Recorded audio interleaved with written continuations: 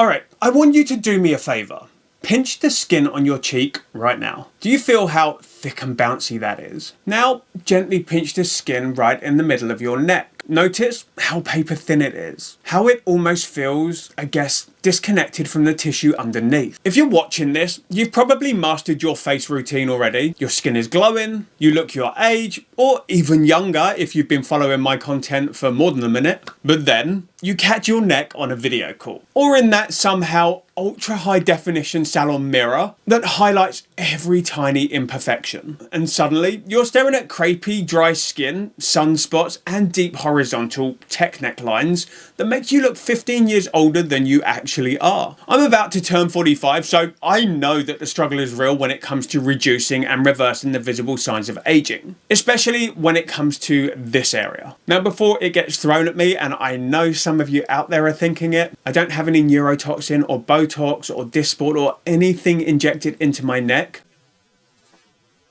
I am au naturel. So I've spent the last few weeks buried in the clinical histology of human skin to figure out why this happens. And the truth is that your neck is structurally a completely different environment than your face. It can't handle that aggressive cellular turnover in the same way that your cheeks or your forehead can. So today, we're throwing out the generic just bring your products down advice when it comes to those harsh actives. I'm going to show you exactly why your neck is aging differently and the scientifically verified protocols from biotech topicals to at-home modalities to force it to rebuild itself from the inside out. Alright. Let's look at what is actually going on under the surface, because once you understand the biology, the way that you treat your neck will fundamentally change. First, let's take a look at the numbers. So the skin on your face has an average of 400 to 900 sebaceous oil glands per square centimetre. Your neck, fewer than 100. This means that your neck operates on roughly 10 to 25% of the oil producing capacity that your face does. And natural oils are good, especially when it comes to keeping your skin in check. That lipid layer is your skin's primary defense. It traps moisture inside and it buffers against external irritation, keeping your skin supple and flexible. Now, because your neck lacks that robust barrier, it suffers from much higher rates of transepidermal water loss, and it heals significantly slower. So when you apply a 10% glycolic acid or a strong unbuffered retinoid to your neck, you're going to be stripping a barrier that barely exists away. You aren't stimulating cellular turnover, you're triggering chronic low-grade inflammation, which, trust me, is not great in the long term. The actual dermal and epidermal thickness of your neck is remarkably thin. It's actually comparable to the delicate skin on your eyelids. Now, your face, it stays plump because of those deep fat pads acting like structural scaffolding. Your neck, unfortunately, it lacks this dense adipose tissue, so when the skin loses its elasticity, there's no cushion underneath to prop it up.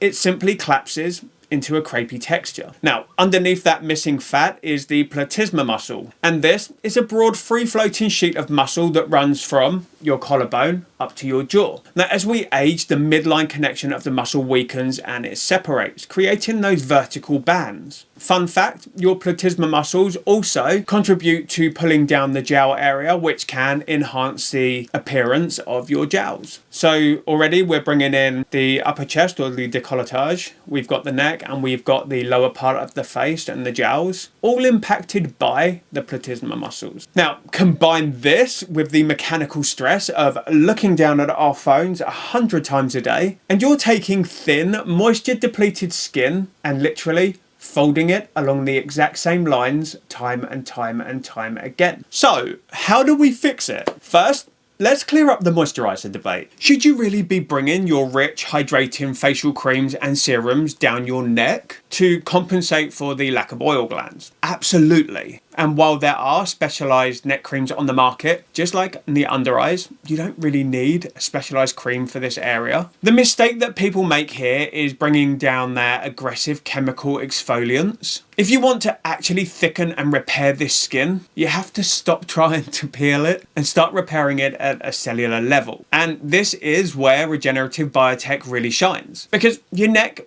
can't really tolerate constant chemical trauma. So we have to rely on cellular signaling using ingredients like exosomes, like PDRN, like Ectoin, and like PTT6. Now, if you're not familiar with PTT6, PTT6 is what's the main ingredient in the calcium products, and it's a proprietary blend of secretions from stem cells, so not stem cells themselves, but the secretions that stem cells make. And it contains things like exosomes, cytokines, and all of these little cellular messengers that can actually talk to the skin. The way they work is that they bypass the compromised outer barrier. With ease, they reach your dominant skin cells, and then they signal them to synthesize new collagen, elastin, and hyaluronic acid from the inside. Likewise, PDRN, or polydeoxyribonucleotide, is derived from salmon DNA, and this repairs damaged tissue by activating specific receptors in the skin that promote deep wound healing and collagen synthesis. To boost the neck's weak lipid barrier alongside these, look for Ectoin. Now, it's a bit of a new one for many of you out there, but trust me, this extremolite is a protective molecule that physically binds to water, shielding your cells from environmental stress. And you're going to find Ectoin inside the Ledora bioadaptive cellular serum, which also contains ceramides, which your neck really loves. But topicals really are only one part of the protocol. Because the neck skin is prone to a very specific type of sun damage called poikiloderma sivart, which is a mottled reddish brown pigmentation on the sides of the neck, you need to target hyperpigmentation carefully. Instead of using harsh L-ascorbic acid or vitamin C, which requires a highly acidic, irritating pH to work, transition to niacinamide for the neck, because clinical trials show that niacinamide effectively inhibits melanosome transfer to fade that mottled pigment while simultaneously increasing ceramide production to rebuild the weak neck barrier. Next, we have to take a closer look at at-home modalities, starting with low-level light therapy, specifically red and near-infrared light. Because your neck skin is so thin, it's the perfect candidate for LED therapy. So ideally, you're going to be looking for wavelengths at 633 nanometers, which is the red light, or 830 nanometers, which is the near-infrared light, to penetrate that thin dermis and be absorbed by the mitochondria in your cells. Now, when you're looking for LED, if you want LED that really is going to deliver results, look for P-LED or pulsed LED. There's been a lot of studies into pulsed LED light and the way it works within the cells, and it massively outperforms static LED light. So when you are looking for LED for the neck, for the décolletage, and for the face, do a little bit of looking around. Really zone in on where you feel your own areas of concern are, and then choose something that is going to match your own needs and what your goals are. But what is LED actually doing besides talking to the mitochondria? Well, it stimulates ATP production, and that's going to increase that fibroblast activity, and in turn, it's going to help to build fresh collagen without generating any heat or surface irritation. And consistent use of neck-specific LED can potentially help to physically thicken the dermal layer over time, and thicker dermis on the neck means less wrinkling and less laxity. Now, to address the muscle laxity, you could use something like microcurrent. Again, another important thing to remember here is that microcurrent, it can't surgically stitch a separated platysma muscle back together, but applying low voltage electrical currents to the neck, such as with the Zip or with the Ledora Lumio, it stimulates the muscle fibers and increases localized blood circulation and ATP concentration. And this is going to help to temporarily tone the platysma and improve the structural support beneath the skin. Now, if you want to increase the penetration of your exosomes or your PDRN, you can go ahead and pair them with safe at-home microchanneling. It could be with this, or it could be with this. But now, a warning. If you own a derma roller, throw it away. Derma rollers are an affordable way to get into microneedling, and they are also very outdated and cause a lot of damage that you really don't need. Rollers enter and exit the skin at an angle, creating a wedge-shaped micro tear, also known as tram tracks. And the thin neck skin is going to struggle to heal without having like massive irritation and even potential scarring. You could use an electroporation device like the Ledora Lumio, or you could go ahead with a microneedling pen. Now I use both of these, and when I'm microneedling, I go in at 0.25 millimeters. That's all you need to do on the neck skin. It's so thin. And when I'm using a microneedling pen, I actually bounce the pen up and down in a stamping motion. I don't spin it or drag it, because again,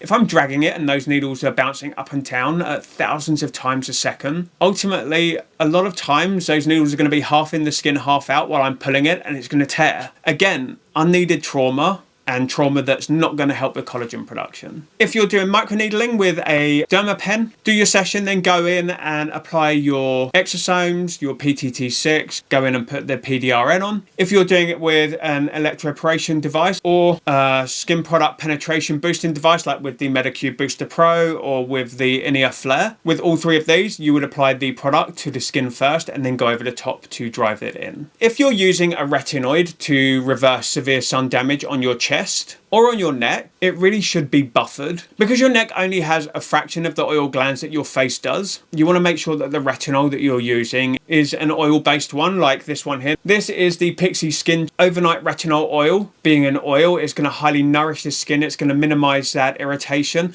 But if you don't have a retinol oil, you could go in and do the sandwich method, where you apply a rich cream first, then you apply a gentle retinoid or a retinaldehyde, and then you're going to seal it with another layer of cream to prevent any irritation. You're providing a little bit of a buffer layer. The retinol is still going to get into the skin, but it's going to enter it at a slower pace and it's going to be conditioned as it goes in. But yeah, if you're looking for a neck-friendly retinol, you're going to love this one. And lastly, let's talk about the real-world mechanics of your neck structure. Because as I say time and time again, skincare, it isn't magic. It's all down to the protocol and the routine. You can't expect a serum to fix a problem that is being exasperated by your daily movement pattern. When you spend literally hours a day with your head at a 45-degree angle, subjecting your neck's super thin and delicate skin to continuous high tension folding without it eventually coming back to bite you on the arse. In dermatology, this is characterized as repetitive mechanical stress, which directly damages the structural integrity of your dermal matrix, leading to fixed horizontal ritids or tech neck. And this isn't just a sit up straight reminder, although if you slouch and you don't want to hump,